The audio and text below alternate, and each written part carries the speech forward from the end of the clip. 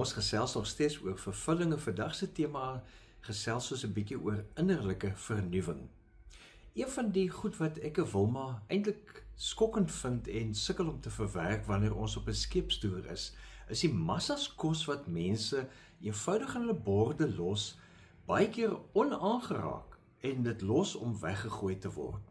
Ek weet die persoon het vir sy of haar kaartjie betaal. Ek weet die persoon is van 'n ander kultuur en mag dalk nie daai smaak hê vir dit nie. Om sulke groot porsies te skep en dit weg te gooi is vir my en haar totaal oneties.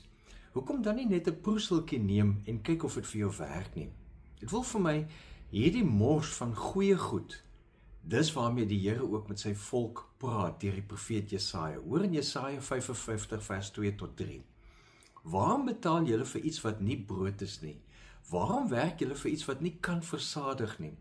Luister aandagtig na my sodat julle kan eet wat goed is en versadig kan word met die beste wat daar is. Gee aandag en kom na my toe. Luister en julle sal lewe. Ek wil julle met 'n ewige verbond sluit. Ek wil my troue liefde aan julle betoon, soos aan Dawid.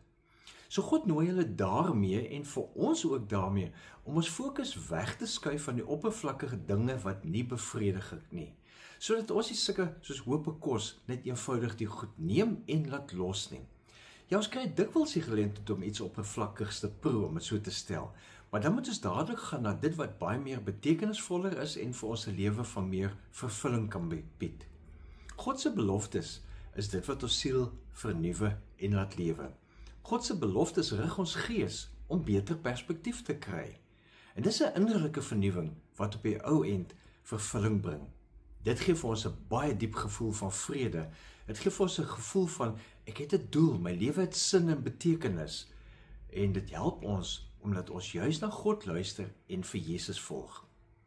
Die sielkundige Barbara Fredrickson, bekend vir haar sogenaamde broaden and build teorie, verduidelik dat wanneer ons doelbewus emosies soos dankbaarheid en soos hoop beoefen, dan brei dit ons kognitiewe en ons emosionele hulpbronne uit. En dit lei uiteindelik na 'n baie meer vervullende lewe.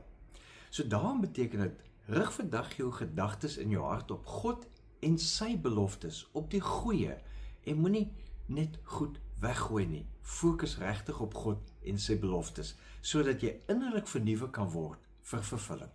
Leef geïnspireerd.